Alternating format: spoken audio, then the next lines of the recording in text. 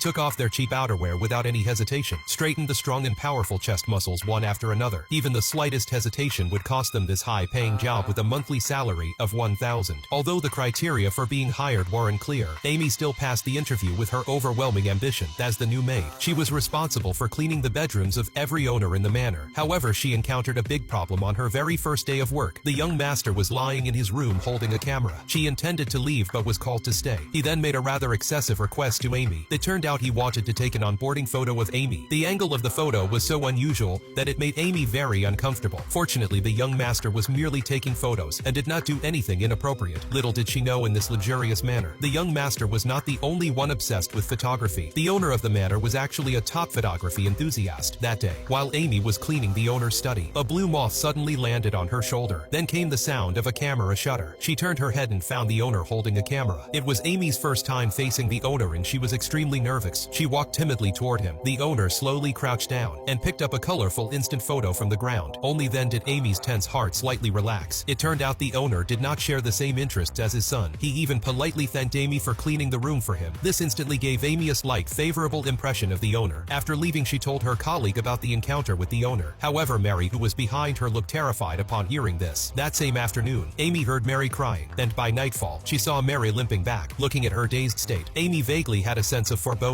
The next day, Amy was assigned a task to deliver desserts to the owner. Thus, she visited the greenhouse in the garden for the first time. The greenhouse was filled with colorful butterflies fluttering everywhere. The beautiful scene carried an eerie undertone. The owner told Amy she was the first maid to enter the greenhouse and invited her to come at 8 p.m. to watch moths. Amy dared not refuse and could only report to the greenhouse on time. The disparity in their status made Amy speak cautiously. The owner talked about the beauty of moths while his hands explored Amy's secrets.